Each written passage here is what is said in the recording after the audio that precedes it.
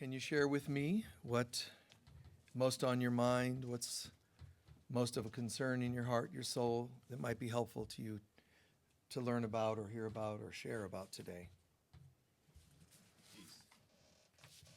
Peace. Ancient cultural programming. Cultural programming.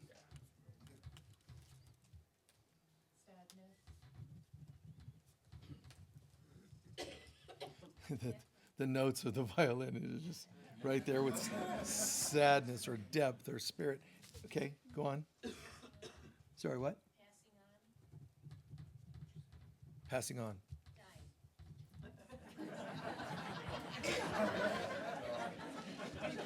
There's a theme. Rest in peace, sadness, passing on, dying. What is it? Heaven's programming. Heaven. Yes. Laughter. Finally. One more. What? Thank you. Ascension. I have to repeat it back for everybody. And what else?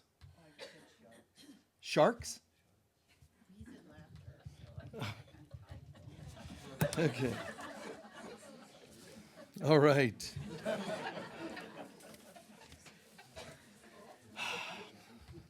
Death will not bring the end of having sharks in your life. Just wove that right together. Isn't that amazing? It doesn't end with death. The poor souls that think, and it's understandable to think or assume, that death brings peace or the end of life's test. Everything is so strange and so misunderstood about life. There's people that actually think that they're here to go to school or graduate school, have a child or get married, or maybe a different order than that. But, people think they're jobs and retirement. I mean, people on earth still actually think, first of all, that there's an earth. It's just a hologram. God's children are holy beings in the highest heaven, dreaming that they've left and that they're here doing what? We're all these great teachers and masters. You're evolving. How can you evolve if you're made in God's image? You have to have first devolved to evolve. So really, at the end of the day, the learning curve that drops way down here is going to be us allowing it to raise to where we've never left. So then what's this dip in here called life on earth? And that dip is all our lifetimes. But at some point, when we've healed the stuff from our lifetimes, how much focus are we going to put into that dip? Oh, those are the times when I spent 1,000 lifetimes being less than the perfection that I am. How much emphasis would you want to still put on that? Even reincarnation would ask us to let that go. And then there's not much more investment. There's a great concept in quantum physics, and that is, first, that this is a hologram. And science is some versions of science is trying to understand. You can't really explain. Einstein tried, and he got close to scientifically explaining that there's a God. And, some scientists of the day, to modern times, would say, oh, Einstein, he's old stuff. No, he isn't. Because what he tried to explain was the unexplainable, God scientifically. Well, that means you're going to try to figure out God, and you can't, because God isn't based on your figuring. It's when you stop figuring and you find peace that you'll know God, and knowing God will help you find peace. It goes both ways. But in quantum physics, one concept that this is a hologram. It makes sense. In science and quantum physics, you're made up more of space than you are of solidity. So then why, if I'm standing here, you see me instead of my spaciousness, right? And it's kind of cool to go with spaciousness, because then no matter how big you get and how much weight you gain, you go, I just have more spaciousness. But anyway, new angles on everything here. So If I'm spaciousness, science will tell us I'm more spaciousness than solidity. Then why, when I do that, can I feel a body? Why, when you look, do you see me? It is not our divine beings that see solidity. If you want to see spaciousness, you have to be spacious. You have to be in the consciousness of spirit to see more spirit. So when people seem to die, we think they're gone. I can't see them anymore. It's kind of humorous when you're on the other side looking at all this, because none of that's true. So-and-so seems to have passed away, but they're not. They're just not in the dimension you're in. But even dimensions are based on what dimension is your consciousness. The more 3D you are, the less you can see spirit. The less you can hear spirit and feel spirit. Is that wrong or bad? No, it's just that's your density, your consciousness. Some people have come in here to be totally dense. Why? Because God wanted them to be so? No. That's where you're at. Every sign of the zodiac is telling you various angles of your consciousness, your lessons. I want to work more on this topic. I want to work more on that topic, and whatever it happens to be per sign, right? So as we become more spiritual, everything starts to change. Your investment in the dip and noticing how far other people dip, that person's really bad. That other person's only a little bad. That person's attractive, they're not attractive. Based on what? It's all just our mind making it up. It's my perceptions, my general perceptions. If I have impatience, I'm going to see people that trigger impatience. And I'll have all kinds of reasons why they're bad. Rather than looking at, this is mine. This is my impatience. Attractive people, non-attractive people, it's all opinions. But in this concept, people are more spacious. When you're practicing certain exercises, deep Buddhist meditations, Course in Miracles, workbook lessons, and so on, just generally surrendering to God, what happens is it's not an exercise. It's not a technique, spiritual development technique. It isn't. This is consciousness shifts. So when you do deep work, you're not reading, studying, technique-oriented. What's happening is I'm letting go, and I'm choosing a different consciousness to descend into my being, my heart, my soul, and it shows me things differently.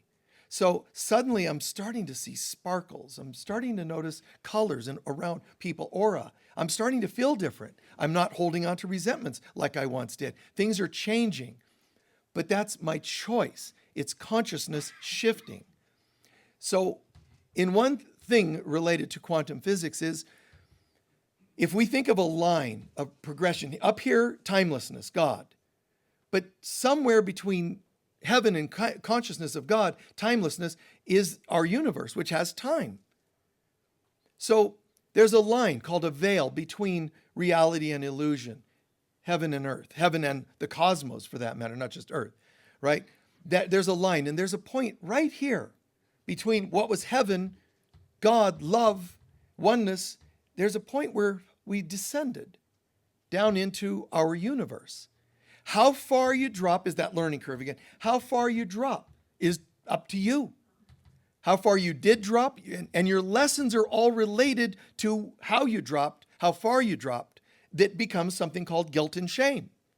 The more you forgive others and yourself, the more this learning curve starts to lift up. I can't relate. Even if you have a history of being here, it's not in my mind anymore. You see, it's disappeared. My old lessons don't seem to be there anymore. I have to even work hard to try to remember who I used to not like, because I started liking everybody more. So, man, there are so many downloads happening all at once. I'm trying to go, hey, one thing at a time, Lord. But anyway, because, you got to keep up with it yet, go be with it. So this concept, there's a point that we came through and did this. Now that point, when did that happen? When did time begin? Let's pretend it's 10 billion years ago. Right there, where we entered, and then the linear universe, time, space, all of that of science manifested. The Big Bang took place and it all happened. We came in and we started doing lifetimes, okay? Now, it happened 10 billion years ago. So what will be the date of when we go home? Now, some people will go 2012, 2020, and you're thinking linearly as like the day of the Lord, the second coming and all this.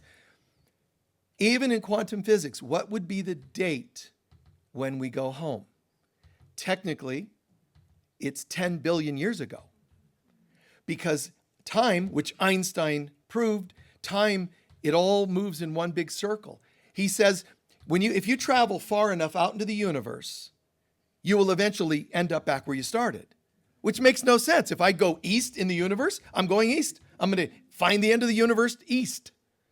No. Why is it? How is it that he was trying to explain? If you travel far enough in one direction in the universe, you will end up back where you started. Because that's the beauty. I am the Alpha and Omega. Everything begins and ends in God.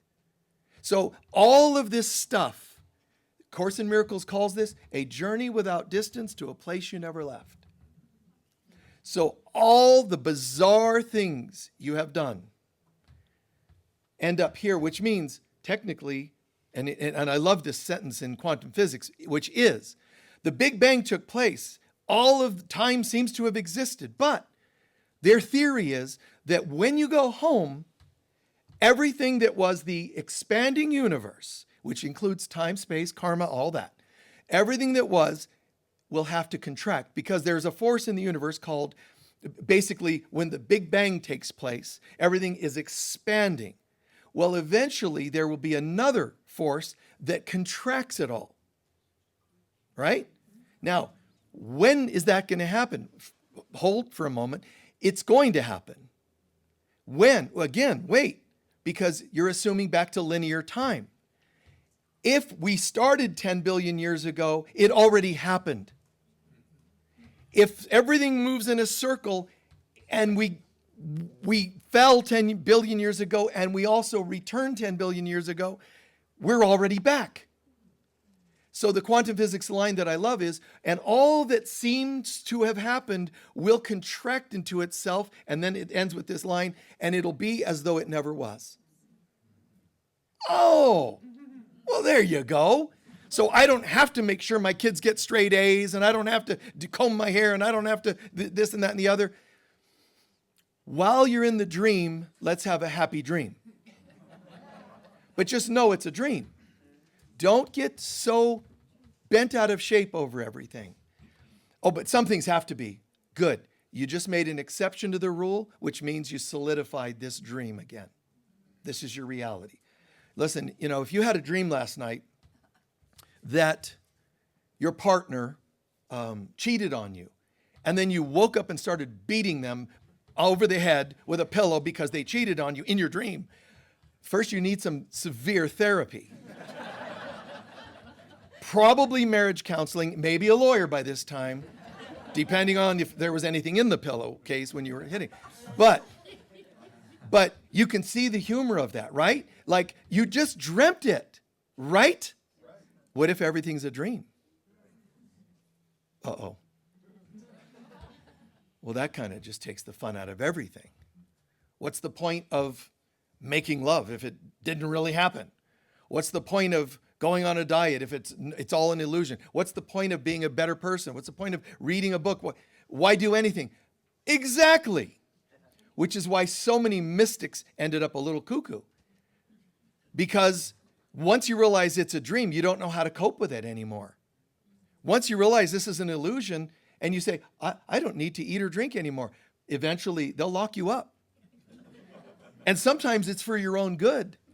Because even though you're right, you're not being practical about it. You didn't need to stop eating and drinking. What you needed to do was smile more while you eat and drink. Isn't this hilarious? I don't even have a stomach. So I can't even be hungry. But boy, Domino's, man, don't they deliver?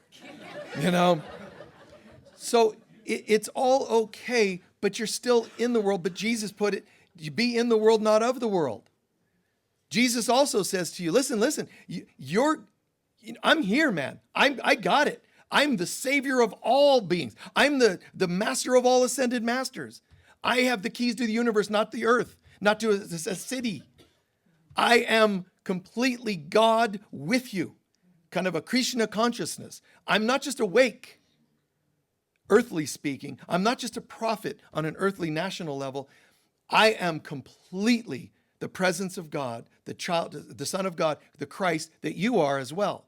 I got it first, and now I'm unlocking all the doors so everybody can get there. Great. Thank you. Which is why the veil in the temple is torn open. In the Bible, they describe upon the crucifixion, the veil in the temple, Jerusalem, was torn open. The reason is because the veil was a curtain that separated the main part of the temple that people could go into from the Holy of Holies, where only God and one high priest could ever commune.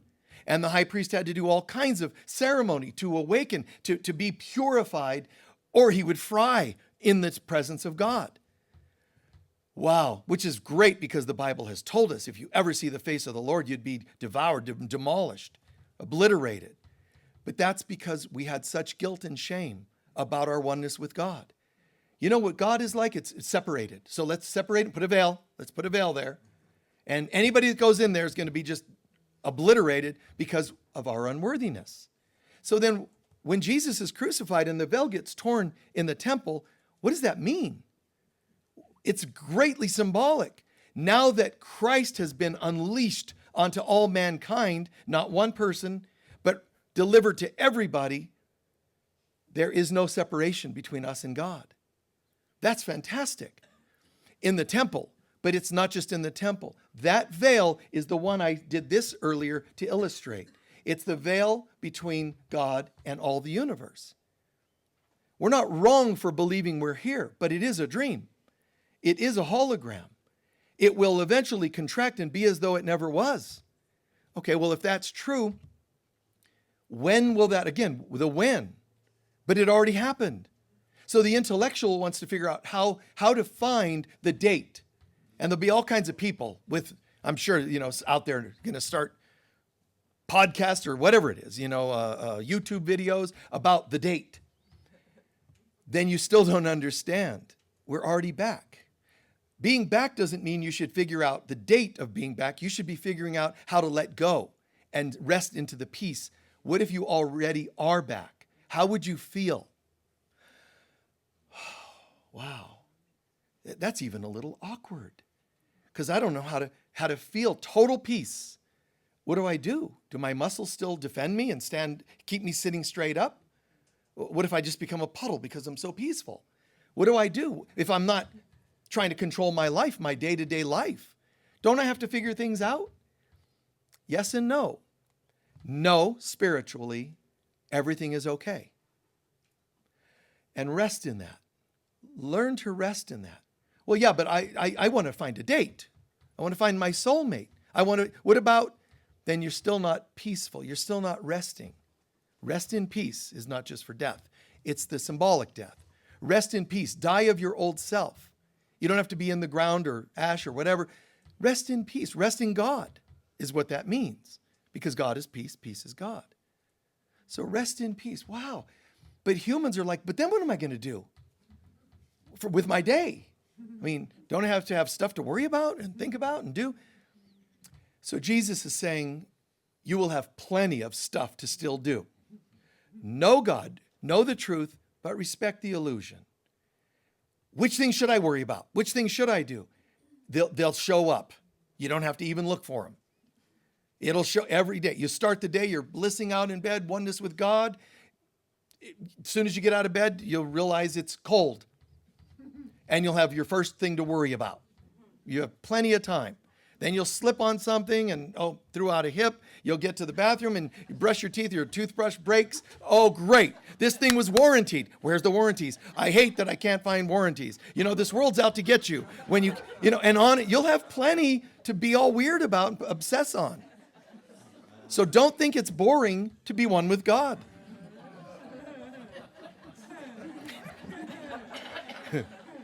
We have plenty for you. And on earth, we actually think this is just like linear, finding a better place to shop and get quicker deliveries and figuring out what they did on the updates of your phone. What in God's name? I woke up this morning and it said, hola. I swear to God. I swear to God, I'm like, hola, ¿cómo está? You know, right? ¿Cómo está? You know, like, who am I talking to?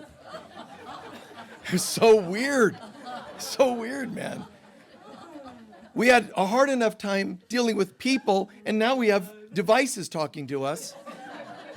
And they call them intelligence of some kind. I don't find it very intelligent, but that's just me. So people are thinking this is what life's about, the stuff, the details, and upgrading this and doing this and that. I got to get a new car, and 3D things, and it's fine. I'm going to have something to eat for breakfast, all the 3D things. What I'm saying is this is a dream, and even though it's a dream, we're not going to just make it black and white where you're here or you're not here. You're not here, but you are dreaming you're here. So while you're here, you have one thing to do. Come to understand that you're not here. And how do you do that? Oh, it's easy. Not by just waiting for your new phone downloads and not just waiting to have a child and so on. No, it's really about seeing life differently. I am on a journey without distance to a place I never left, but it is a journey temporarily. In the journey, it looks like I'm standing here, you're sitting there. But in this whole universe, this time loop, all possibilities happened. Every dimension, every yes, no, maybe decision. Not only did you marry that person, you also didn't. Depends which dimension you're looking at. And that's a little overwhelming for the human brain. But you did all things that could ever be done. We've done them. Not necessarily all lived, but in consciousness, they're all there waiting to be empowered. So you can empower the one where you're a victim, that story, that dimension where that did happen, or you can empower the one that it didn't. And people will think you're insane if you start to identify with the one where it didn't happen. But you're not going crazy, you're just waking up. You're identifying differently. There are people that describe Jesus in the temple. He starts overturning tables, and they said, oh, Jesus became angry. Actually, he did not become angry. But they had to say he was because that's the perception, the dimension they chose was the one where he was angry. When you ask him about it, he's going to say, anger would imply judgment. I wasn't angry. I tipped over the tables because they had value in them. So I wanted to say, let's turn your reality upside down. It's pretty cool. But did he do it as though he was firm? Yes, but it's a role you play. Vincent Fernier plays a guy named Alice Cooper, but he doesn't actually sleep and live and breathe and have breakfast. You know, come on, kids, breakfast time. You know, he doesn't he's not Alice Cooper. He knows the difference. And Jesus knows how to play the game. Right? Transgressors! And inside he's like, this is going to be fun. You know, he's keeping his center, but he has to demonstrate it in a way they see. So they write in the Gospels, Jesus became angry. They're seeing it through their own lenses. Because what it means is, I'm writing this gospel here, and what happened today? Well, Jesus overturned the tables. To do that, he would have to have been angry. So Jesus was, you write, Jesus was angry, and he turned over the tables. Because that's their interpretation. They didn't know how to write, and he kept his center. He was calm inside the whole time, but he played the game. You see what I mean by that? Like there's a point. When you're making a point with somebody, sometimes you have to say no. But if you're like, no, not really, they're not going to take you serious. You go, no. You see, you have to show up and portray what you think they're going to need to see in that moment. Everybody does that at some time, or should. Because if your kids say, can we have cake before dinner? And you go, oh, you really shouldn't. That did not say no. Oh, you're saying I really, really shouldn't, but doesn't matter. So they have the cake. And you told them they could. No, I didn't. Honey, when partner comes home. I said, no, you didn't. Your lack of centeredness and firmness is also an answer. It means no. So you get clear. No. And you show it outside because that's what they need to see. In a world where we use eyes to perceive, they're going to need to see that. And it's hard to explain to them that you're not angry when you're saying it because humans are projecting. If you looked at me like this, you were angry. See what I'm saying? They're interpreting it the way they want to interpret it. So all of this is a dream. And if we use the body as our map, and there's a reason we created these bodies in terms of the sacred geometry, chakras, the numbers, everything about this tree of life. The tree of the Norse mythology, the tree of the Kabbalah, it's all me. The Garden of Eden is me. God is right here within me. Jesus says that. The kingdom of heaven is within you. Well, what kingdom? The one that God doesn't live in? Well, it's an empty kingdom of heaven that Jesus was talking about. No, the kingdom of heaven is the consciousness of God. So the kingdom of heaven is in you, and it's symbolically in your upper three chakras. Why three? Because the Father, Son, and Holy Spirit are God, and they live in heaven. Up in heaven. Point to heaven. Ask an average person, where's heaven? It's up there. Really? Which constellation are you pointing at? Which planet? If the moon's out, do you say there? Because the kingdom of heaven is in one of the craters. Then we got to just keep launching ships and landing all over the moon because we'll find heaven. It doesn't work that way. You're pointing and it doesn't make sense. The kingdom of heaven is up where? Here. It only makes sense to say the kingdom of heaven is within you and that it's up in the sky. It only makes sense to say up in you, right here. So if this is the kingdom of heaven, and we once lived there, it means we lived in this consciousness of God. If we fell, we went through a veil. So there isn't God and evil. There's God and a veil. Evil, a veil. So we left God, went through a veil, and that veil becomes a membrane through which everything is seen. We don't see perfectly as God. We see everything through that veil. It becomes a membrane that becomes bodies and matter and everything in the universe. That membrane is the mother, the love of the Holy Spirit, the mother who wears membrane, who allows herself to take on molecules and atoms, to take form. For what purpose? Simply to mirror to us where we're at. So, hello, honey, how are you? I'm good. I'm falling from heaven, though. Oh, that's okay. I'm going to go with you wherever you go. So we go through the membrane. We start becoming matter because this is the materialized membrane. So we go through this membrane, we push through, and we form these bodies.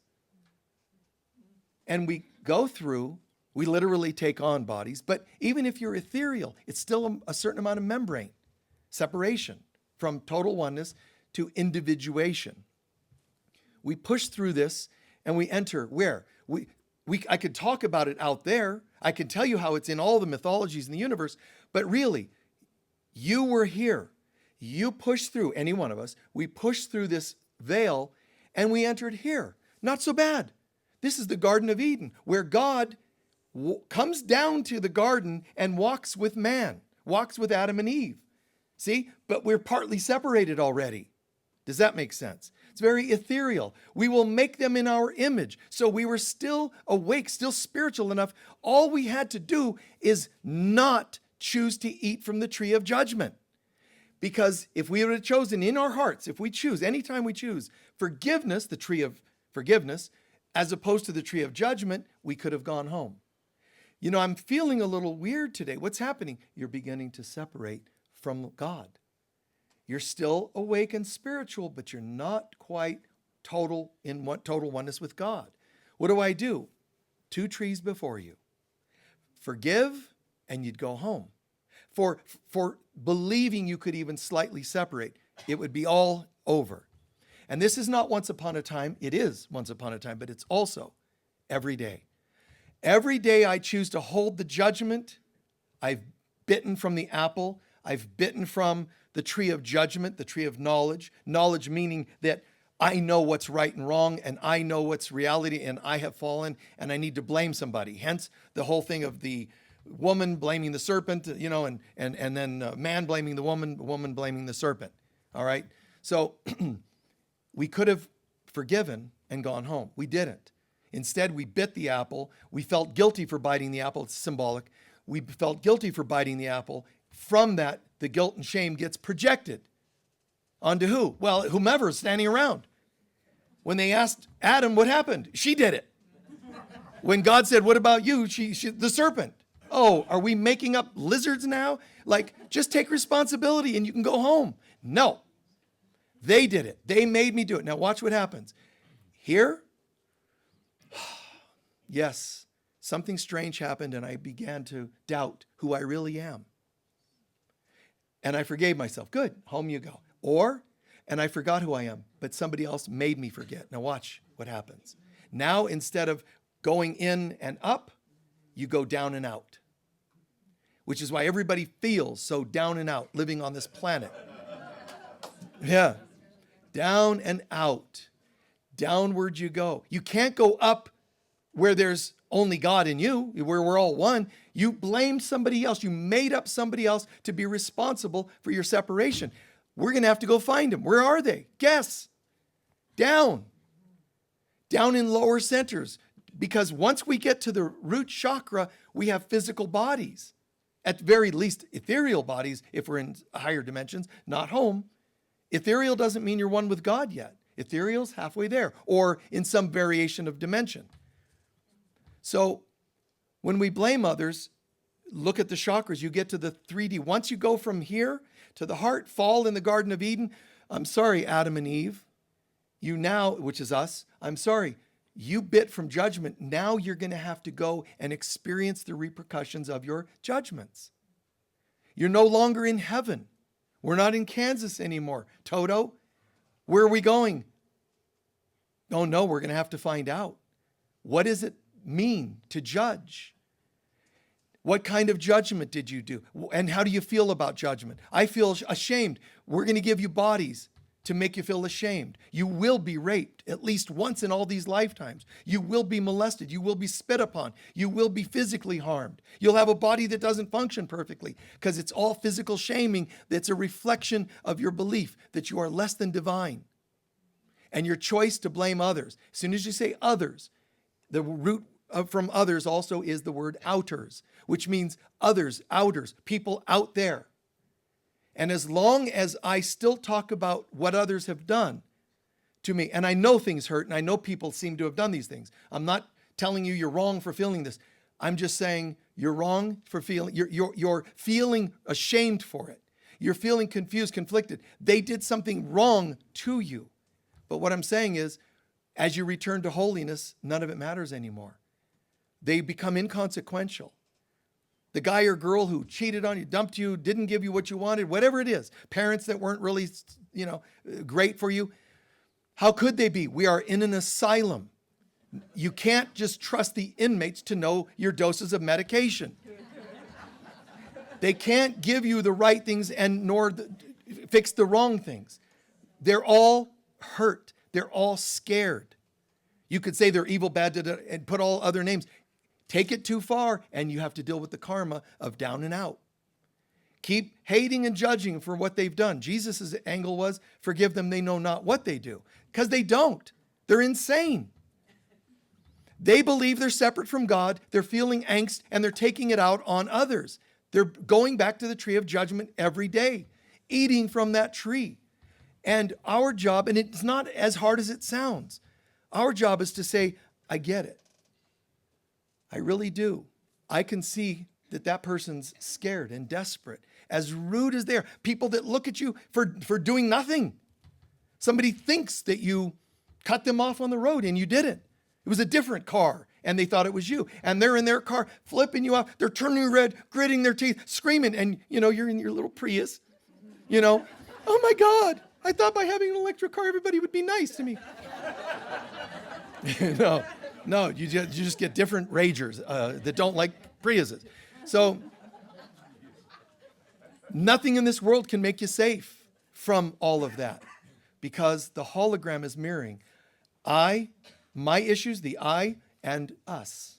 Even when I totally get it together, the world's still going to mirror the collective fear of being apart from God, the collective blame, because people have to do something with it. I feel pretty bad. This morning I woke up and realized, oh my God, I get it. There was God and we were part of God and we were feeling all blissful and peaceful. It's so beautiful. But then we fell. Wait, whose fault was it? My mother. You're going to have to come up with somebody to feel better, but you don't feel better. You think you do.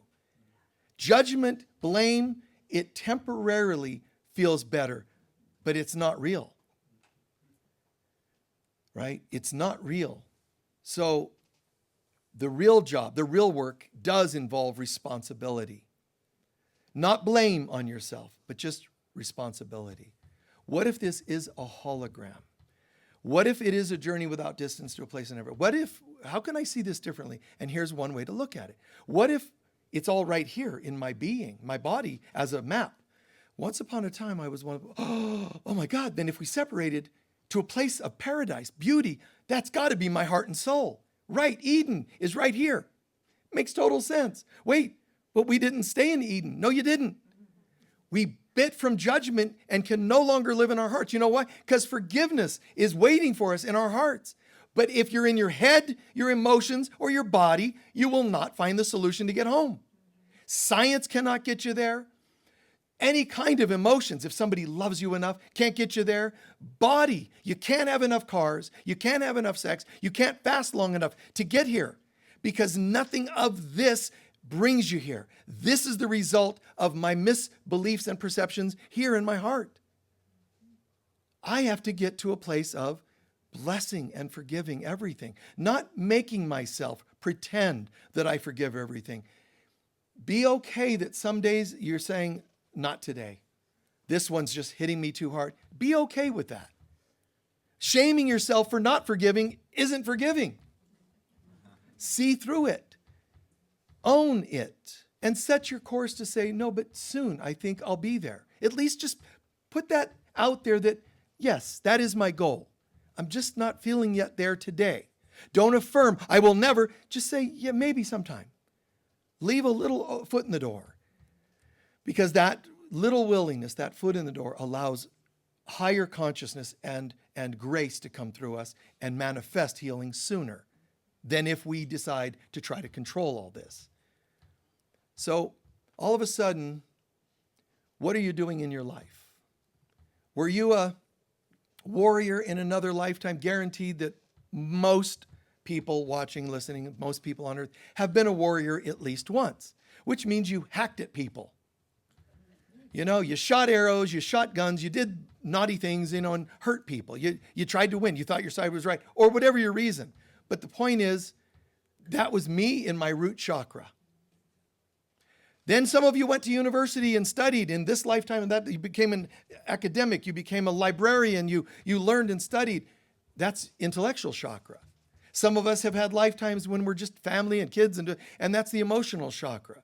In other words, what I'm saying is anything you've ever done in any life, all it was you walking through your own centers. When you learned more about the body and massage and sexuality and healing and body stuff, you were just working on your physical chakra. When you were being promiscuous and abusing your body, you were still studying your root chakra. I wonder what this is about. Let me try that 300 times. And God isn't going, la la la la la la la la. I can't watch. We're going to review your previous lifetime, and Jesus is like, la la la la la. I can't. I've never been with somebody that slept with that many people, or people that have gone into war and killed. Oh my God, this is horrible. This is all our projections onto God. God's like, I'm here where everything is cool, and none of that even happened. You're talking about a hologram. Fine, you can pray and talk about the hologram. Hey, God, in this hologram, I don't have any money whatsoever and I'd like some help. God's not going, well, since you asked, I'll give you help. God's going, let's shift your consciousness. Because it's all about consciousness.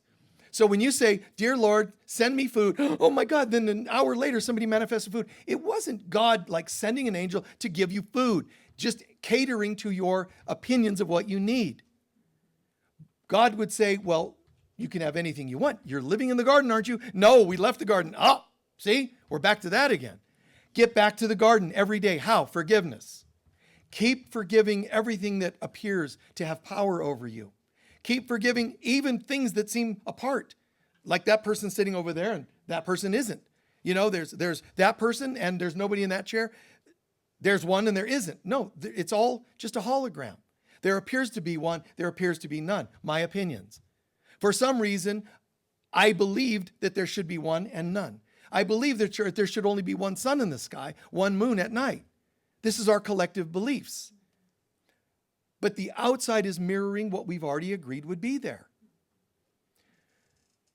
So my soul has gone from my living in the garden, cast out of the garden, now down into the world, where we're told, woman, you will now have pain when giving birth. Man, you will now have to labor for things, for food and so on. That means we've gone from where we could just manifest instantaneously through consciousness when we're still here. None of it's even there to do. Here in the garden, where we're a little bit forgetting who we are, we have to, be at peace, and we could manifest instantaneously. When you leave the garden, everything becomes a second veil. Here's the one veil between spirit and the universe. Here's another veil, and it's symbolized. You have something called a diaphragm. The diaphragm in your body is like a thick rubber band that says, and I'm partly being playful, but I'm partly telling you there's a reason that there's a diaphragm. And it has nothing to do with just keeping some organs up and some down. The diaphragm is there as a symbol. You will never get back to the garden. You can't get back into your heart. The diaphragm is a musculature that says we're just like a rubber band. You try to rise and we're going to bounce you back. Coincidentally, but not coincidentally, every time you die, you leave your physical body, because you asked about death and so on. You leave your physical body, you enter your astral body, which is your navel center, and you live there for a while. Then you rise to the mental body, the next level up, and then they hand you papers and you go back again to work on whatever they've evaluated, you and they evaluated what you need to work on. But wait, I heard that you're not there. Only ascended masters have ever pierced the veil of this and gone here. Moses, Mother Mary, Buddha, so many great, Saint Germain, Kutumi, have all reached this level. They're not home. They're ascended beyond this diaphragm. Christ, Jesus becoming Christ means he went to the third section up. He went to the throat center, because that's the Father, Son, and the Father and Mother, but the Son. So this is our Christ center. We are the spoken word throat center of God. See? So Christ made it here. The veil was torn open for all of us to re-access the holy word in our ability to pray, in our ability not just to beg, I'm talking about to pray, to do blessings for people. Step up to who you really are and access, instead of I have something to say, I don't like politics. I don't like this group or that group, and blah, blah, blah, blah, blah. Man, you are using the Lord's name in vain. Complaining, bitching and moaning, judging, venting. It's all using God's name in vain, which is one of the commandments. Don't do it. Yeah, but I have something to say. We would recommend you not do it. Well, I just want to say, because everybody needs to know the truth about the president or somebody out there. Oh, go ahead. Well, I think blah, blah, blah, blah, blah, blah, blah, blah. And we've proven blah, blah, blah, blah, blah. Great. When you're done, you will fall and you will fall again, and you will reap the effects of everything you just said. All your hate-tainted words. Where's not just love, theoretical, where's the presence of God in your words? Go ahead and say the words, even if you feel you have to. I don't like this and that and the other about this politician. And then what? But I'm working on seeing it differently. Where's that? See, if you're going to vent, at least pull it around, man. Which is, when you do that, when you say, I got to tell you about my ex-wife or whatever it is, my parents, blah, blah, blah, blah, blah. But things are changing in me around that. Here's what you've done. You've separated from God. You vented, and then you chose to bring it full circle back to God. You vented, and be careful, because all that you're saying, thinking, doing is going to have some karmic effect. But at least when you say, but, and giving it hope, you're allowing the karma you put out to not be written in stone and have to come back. It's written in sand. It might more easily be brushed off or washed away. So be careful how firm you're going to have how firm you are with your judgments and opinions. It just gets to the point, the more you wake up, you go, I'm not even going to bother sharing an opinion about that because opinions are always wrong and I'm just not in the mood to be wrong anymore. It just kind of doesn't do much good for me. So in closing that, all you've ever done was journey through yourself. Anything you've ever done that has to do with focus, willpower, learning, knowledge, you were working on your solar plexus center. They call it the abdominal brain because it's brain. It's related to thinking. Okay? So that's the human thinker. When you're working on inner child work, addiction, family of origin work, you're working on the navel center, emotions. Even when you're working on psychic development and such, navel center, it's cool. And then when you're working on health, even if you're neglecting your health, total full-blown drug addict, you are still going through tests related to your root chakra, as well as emotional chakra, because there's more than one usually. But what I'm saying is anything related to your body, you're actually just down here working on you. Well, it's not much working if I'm just a drug addict. No, you know why? Because it's two ways you work on this, the easy way and the hard way. The one is where you are full-blown abusing your body, whether it's promiscuity, whether it's addiction, or whatever. You're abusing your body. But the easier way is to realize, you know what? I'm going to start putting love into my body and have a greater integrity. I'm going to choose who I would be with. I'm going to choose what goes into my body and so on. You start doing things the easier way. People assume that's called the easy way. No, it's easier. When you say, I used to do things the hard way. I was asleep, man. I was so messed up. I was doing every kind of drug, sex, rock and roll, blah, blah, blah, all that. But then I woke up and now I'm really conscious about what I eat. I read labels. I have a calculator. I have my phone that says hola. And I say, ¿por qué? You know, comida, mucho tóxico. And you're looking up the toxins in foods.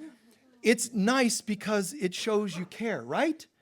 It doesn't mean it's the easy way because you still think there's a body to fix.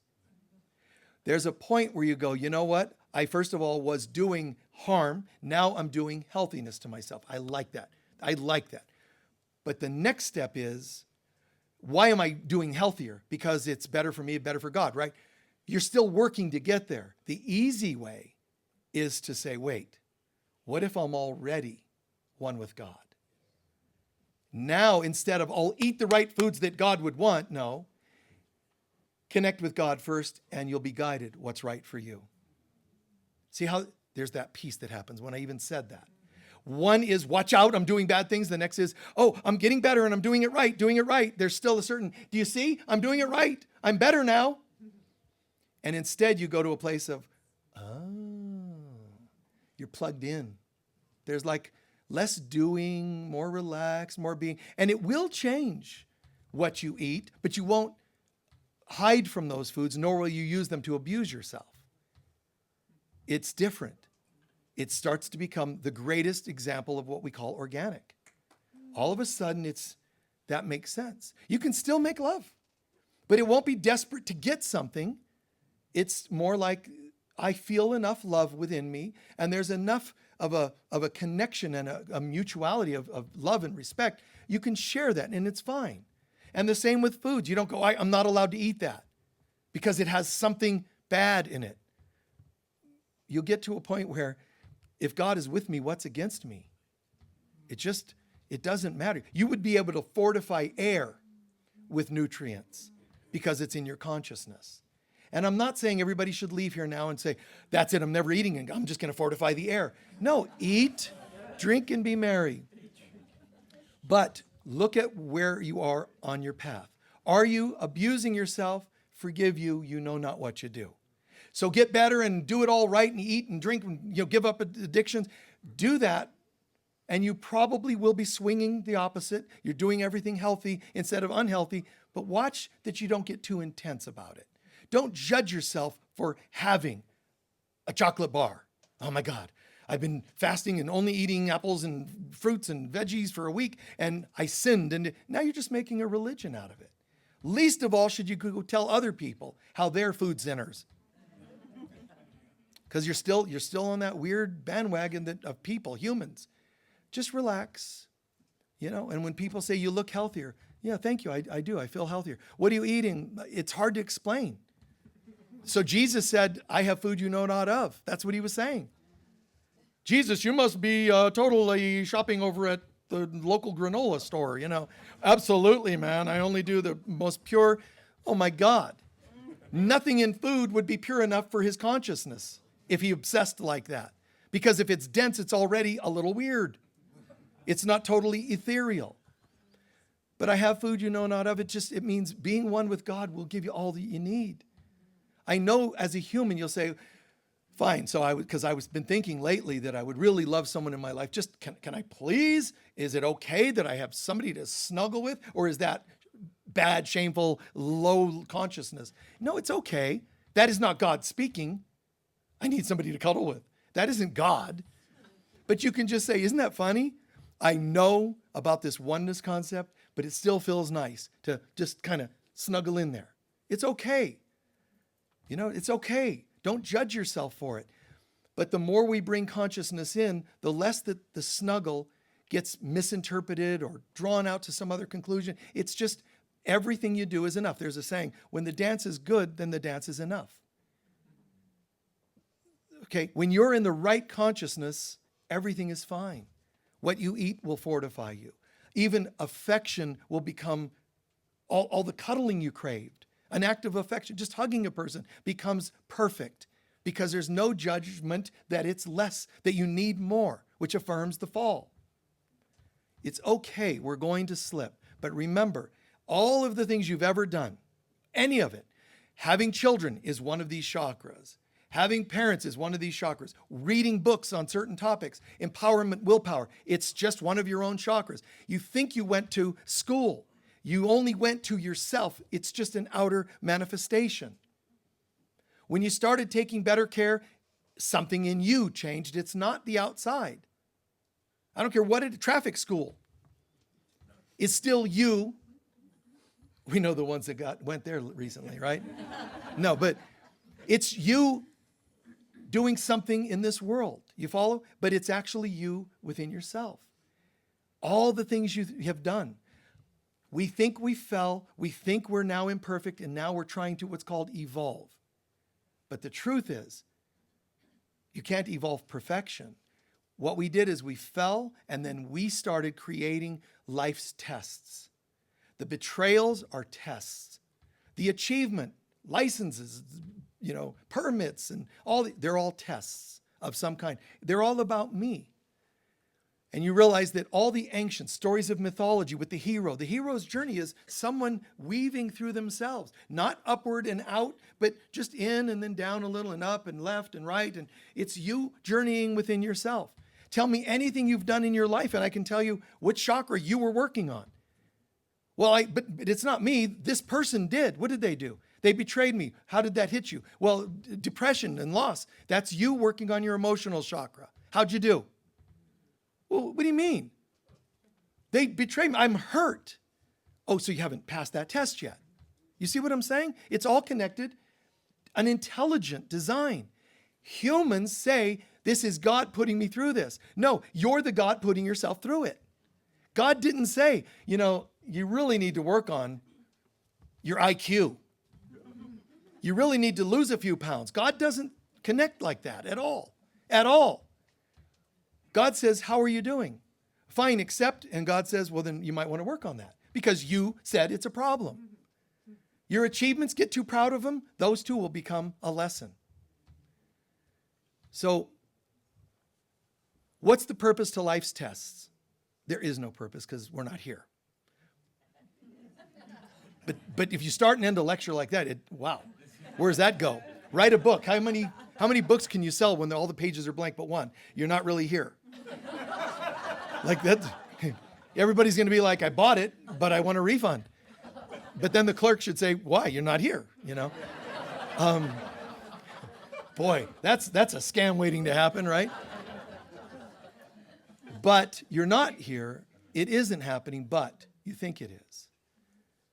I focus a lot in my book called The 7 Initiations on the Spiritual Path. And I talk about a lot of this here in that book because it's about I get it now. This is all me. And the ancients that used to go to temples and centers and initiatory experiences and all the deep meditations, it was all just them experiencing themselves. When they went into the Great Pyramid, it was a metaphor of them going into their higher selves. When they fasted, they were fasting for them. It wasn't the food out here. It was a shift in here. Anything you've ever done, good or bad, pros or cons, whether involved just yourself or others, it was always telling us about you and your inner experience. They were always, even though there's no purpose to life test, really, while we're here, there is a purpose. And it's always about healing. Learning and healing, 2 things. Learning and healing, and those are obviously overlapped, but learning and healing. There's only one other purpose, and that is to reap the experience, the benefit, the outcome of what you learned and healed. Don't learn and heal, you'll have that. Learn and heal, you'll have that, the outcome. So the more you grow in your learning and healing, the more you will see it out here. Don't, and you will see that. That's it. And when you don't get it completed in this lifetime, and most people don't in the one lifetime they hear this, when you get it though, you won't need to reincarnate. And you can go past this barrier, this diaphragm that bounces you back down. When you pass away, you will go through these dimensions. You will hit that proverbial diaphragm and it'll bounce you right back to earth until the day you come up here and they say, well, where's your file? Well, right here. Where's the pages? I don't know. Look in there. That's my file. It's empty. Congratulations. And this door opens right here and you can become an ascended master. Even as an ascended master, they'll say, what would you like now? Well, I'm an ascended master. I think I'll just bliss out and this will be cool. They always throw this in there. And you can do that. We empower you. We love it. Enjoy the Garden of Eden. Thank you. And they'll say, but there's a lot of people on earth that still haven't reached that. And if you'd like to go back, we're just saying, if you'd like to go back, but it's up to you, master. You can hang out and fanning, and all these great things will happen. But we're just saying that there are people that could probably use your help. And if you're a Buddha awakened, you might hang here as a master. If you're a bodhisattva, you might say, fine, how can I be helpful? But you don't have to, but it is another level of consciousness to say, but I'm still willing to help. And you might only go down to the astral level and whisper in the ears of friends and people you can relate to, not just literal friends, but even people who can identify. If you were a previous musician, you might be whispering in the ears of musicians. They'll give you assignments from astral to astral. It's great, talking to their minds and whispering in their ears when they're sleeping. It's beautiful. Some people go, man, I'm going all the way. I'm going to incarnate again. And it's cool.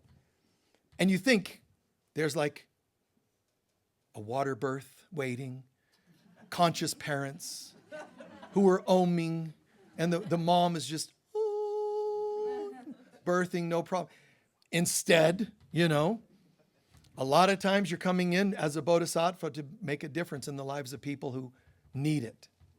And so they're not there to praise the arrival of you.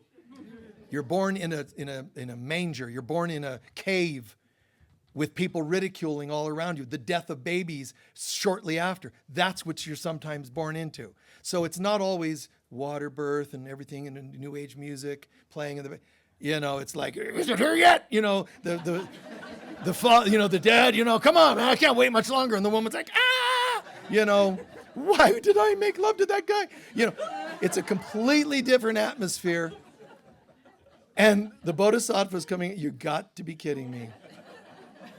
You guys didn't tell me all this. And they say, well, we did, but you chose to forget, which is a wise thing to do if you're going into this family.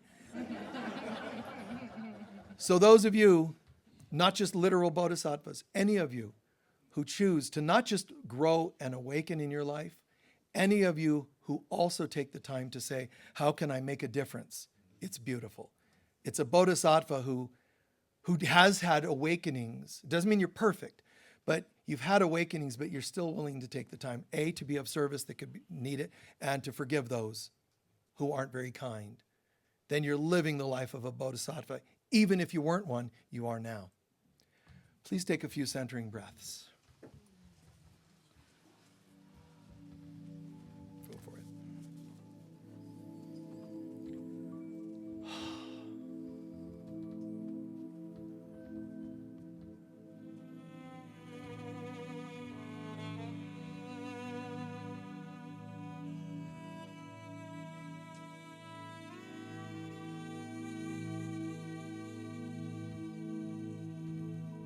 Let the notes, the sounds, dissolve tensions in your mind and body.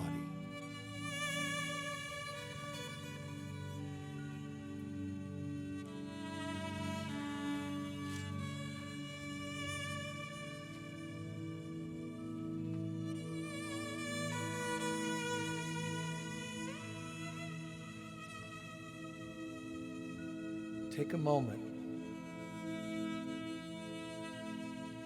to imagine before you're born. Look at all the myriad variety of things that could happen to you in this lifetime. Just look at what happened. Before you're here, you see that you were going to marry and divorce or stay married. You see general health condition, spiritual growth, intellectual development, friendships, whatever's coming to your mind. You are seeing an overview of what is to come.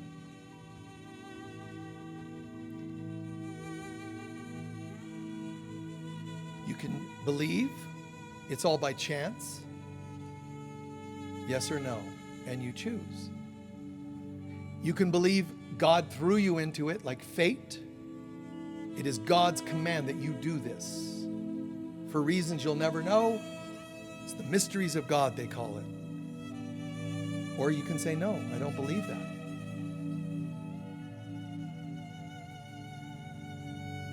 Karma, which is true, but it doesn't have to seem so fatalistic. And even if it's karma, shift one more time.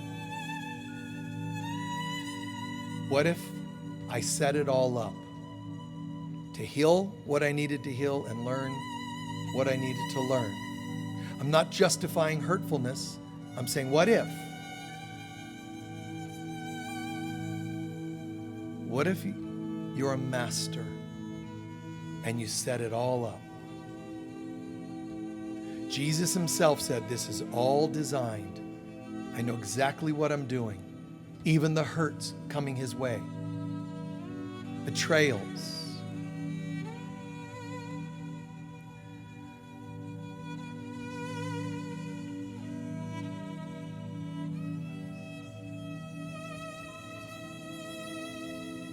How does that feel to imagine that it's all happening by your design? If you don't like it, cry inside or out and say, this is hard for me,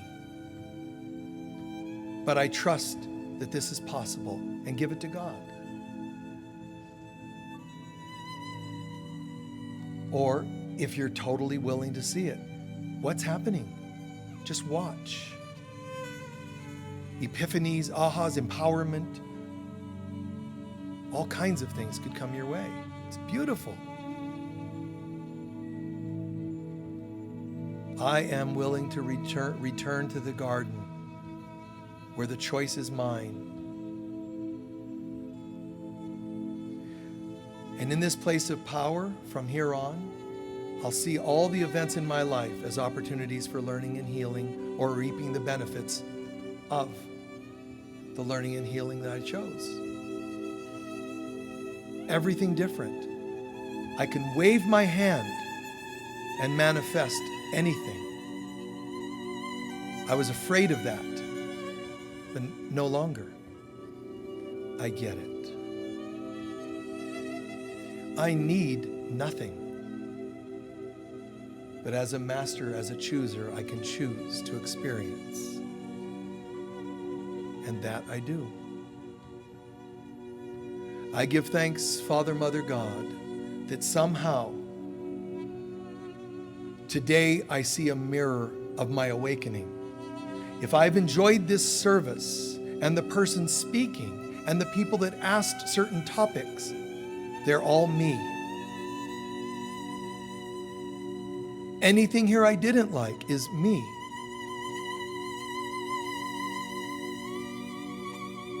And I give thanks that I'm entering my life a completely different person. But guide me and show me how. I do not choose to do this of my own accord. Guide me every thought, word, and deed. And in advance, I give thanks. And I can hear the angels saying hallelujah that another child of God chose to awaken. And I can also hear the hearts and souls of anybody, nice and not nice person, that I can make a difference in their lives. Their soul is going to celebrate that someone cared enough. Thank you for the courage and clarity. And so it is.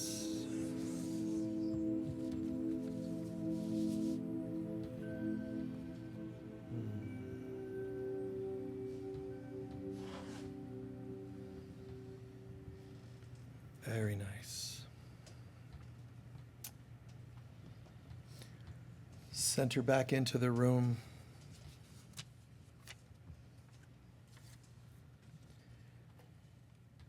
Share, if you can, what you gained from the service and or the meditation, just briefly. Stay nice and deep inside, but share briefly. Yes? I have a question about when you bring up hologram. I see it as a space. Can you explain to me exactly what it is so I can understand it better? Well, all of space, all of the universe is the hologram. It's like a projector screen shoots images onto a screen that's just two-dimensional or whatever.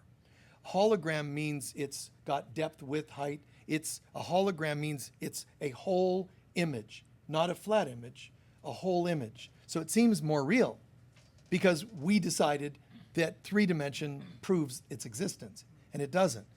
The more tangible it looks, the more it's lying to you, strangely enough. The more solid something appears to be, it's lying to you. Not because it's trying to lie to you, but what I'm saying is it's building evidence. And so the hologram means a three-dimensional whole image of something appearing to be. Why is it there? Lessons in healing. So what am I needing to learn or heal today? We get it. We do whatever process, healing, love, forgiveness, even just prayer, whatever. And it shifts the tenacity of what seemed to be there. And you no longer choose to believe these things. A yogi would say, all your senses are lying to you. They're trying to prove something, but why would it try so hard to prove it? Because the ego hijacked it all and said, we're going to use the 3D world to prove you're here. Well, okay, I'm here. No, if it proves you're here, it means you're not there, one with God. So every testimony of your being a limited being is proof that you're not in the unlimited consciousness of God. So it might seem harmless, but no, it's a complete lie, and then we buy the lie, and then we all live in this hypnotic spell that we're limited beings. Anyone else? Yes? So I have a question. Mm-hmm. So then how do we manage the scarcity and the associated suffering that comes with it in this 3D hologram? Yeah. So how to deal with it's like we're starting another service, but we won't, I promise. But how do you then deal with the scarcity and the the tenaciousness of the illusion. I mean, like Einstein said, this is an illusion, albeit a tenacious one. It's still an illusion. It will keep trying to prove itself. So what can we do? First and foremost, pray. Pray to learn love and forgiveness. Pray that this world, hey God, guess what? This world seems so there. Somebody flipped me off today. I saw it. It was a 3-dimensional finger pointing up to the sky. And it wasn't, go home to God. It was some other, and I feel really upset about it. No matter, I have it on videotape. I used my Ola phone to film it. I have it. I have proof. Be careful with all this artificial intelligence. It's artificial. Be careful with all this smartphone. They're not that smart because they're not reflecting God. People are driving by accidents, filming with their phone. If that was your child there, you should be disgusted. In one sense. In another, nothing has any power over you. But in a world that you think you want to fall in love with, and that's the world you want to fall in love with, it's messed up and it's proving itself. The condition of the world is going in the direction of teaching us, it's learning and healing. Let's heal our belief in separation and let's learn. This does not have the power we thought it did. Learn to let go of being attached to this world in any way. That doesn't mean be cold and detached. Be non-attached. Here, but not in the game, not buying into it so much. Be careful not to get on and start watching gossip and hate things that people project on there. I don't typically do any of that sort of stuff. I'm not interested. Not because it's like, no, it's evil. I don't care. It's not of interest. And that's a good sign for you. When you don't just avoid the stuff, you're not interested in it. That's a real sign of being even more awake. Okay? One more.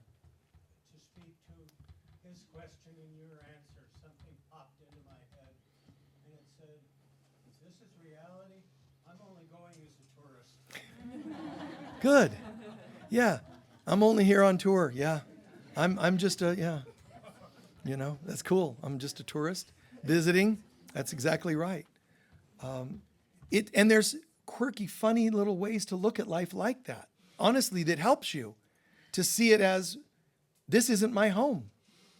It isn't. That's not just a hope. And I'm not making you to try to make you feel bad for anything you like in this place. Enjoy it. Just don't get attached to it. Enjoy it in the moment. But don't think it. I finally met somebody that tells me I'm wonderful. Well, how come you didn't already know that? Because if you don't know that and you get them in your life and they make you feel better, I promise you, it will end. And you're going to still be back not only to where you were when you didn't know who you were, but it comes back with interest rates. Because you took a break and you let that person be the one that makes you feel great. When they go, and they will, every relationship ends in death or divorce.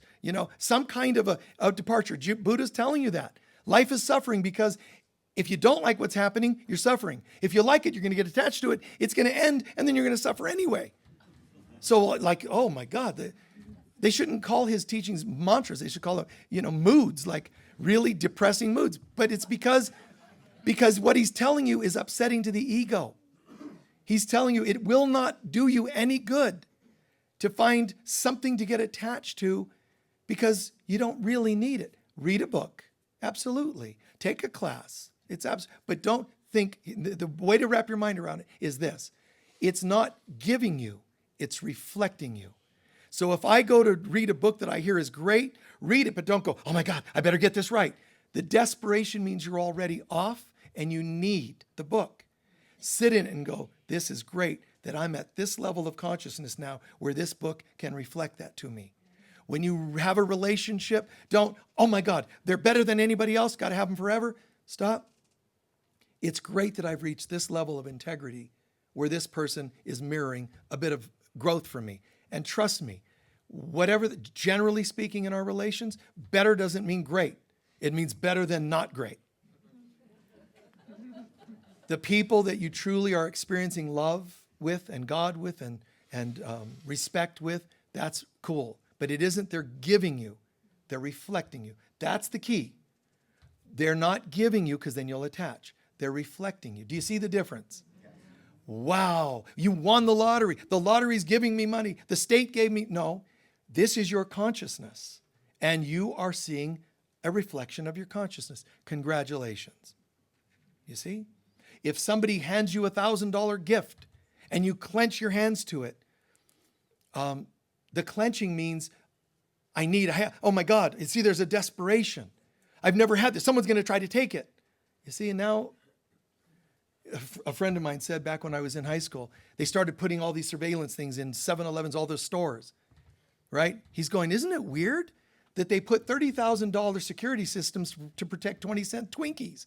Like, you know, as soon as you gotta protect it. If you have it here, nobody can take it away. It's in your consciousness. Nelson Mandela and people like this that have been imprisoned, apostles imprisoned, they can say, you still don't get it. The more you try to torture me, it's because you're so upset that you can't control this, my soul. And that does upset people. When somebody says, if you don't do this with me, I'm going to leave. Okay. And you never loved me. You never liked me. I'm going to tell everybody you're a mean person. You're cold because you're just standing here. They don't see you breaking down over their stuff. And they will accuse you of things. Just your centeredness is enough to trigger. But it isn't triggering God or any child of God that's awake. It's only triggering people that are so separate from God, they're desperate, they're hurting inside, and they got a vent on people that seem to have it together. So take good care of thine self. Let's do our collection and our closing prayer. Thanks for the extra time today. After all, we did have to cover death, depression, sharks, sadness. Yeah. Wow. And we made it work. Be as generous as you can be. The folks online, there's a button you can click to make donations there. Here, they go in the bags. Please remember, all your donations in the bags. Any extra donations, any extra you can give, whether it's change at the bottom of your purse or a tithe, a great donation, those go in the baskets. We use those for people of lesser means and sometimes special projects that we're on. So breathing, centering, and our prosperity blessing. Together, please. Divine love flowing through me blesses and multiplies all that I am, all that I have, all that I give, and all that I receive. And so it is. It'll only take them a minute to do that. Please remember, any comment made by other people, any whatever people do, actions and words, and they're mirroring your own subtle little doubts. You get that? No matter what it is, they're mirroring. But the problem is they're magnifying the mirroring so you can see it. Even your most subtle doubts about yourself have to get magnified for you to see them more clearly. And the more annoying people are, the more magnifying they are. It means, I guess you didn't get the message when it was sent to you more subtly.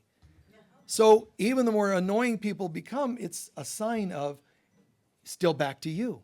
I guess I didn't see it earlier. And one last thing on that. Dreams. What's more fun, dreams or nightmares? Which one? Dreams. Nightmares are actually better. They're more important. You know why? Because they're telling you the messages you didn't listen to in your dreams. They're more dramatic and scary because they're going, hey, wake up. And you're like, oh my God, night sweats and all this stuff, and you're terrified. But the nightmare was telling you, hi, we sent 9 times dreams more subtle that you should put more iron in your diet, or you should maybe steer clear of that person for a while, whatever it was. You didn't listen, so now it's dramatic. And that's what this world does. Drama. It doesn't have to hit you so hard when you see it for what it is. So please stand for a closing prayer. Thanks for spending the extra few minutes with us. Yeah, my pleasure. Can you see how the sharing today, the talk, can you see what that means to you personally? Yes. Can you allow it to mean like, oh my God, even when I go to the center and hear great stuff, it's me finding parts of myself. What you want to ask yourself is, do you like what you're finding in life? And when not, oops, I got some work to do. When you do, great, you've done great. Give thanks, pat yourself on the back for healthy choices. See, make it more interdependent experience. It's really beautiful. Soaking all of this in, We're affirming the light of God surrounds us. The love of God enfolds us. The power of God protects us. And the presence of God watches over us. Wherever we go, God is, I am, we are, and so it is. Beautifully so. Peace be with you all. Thanks. You're welcome.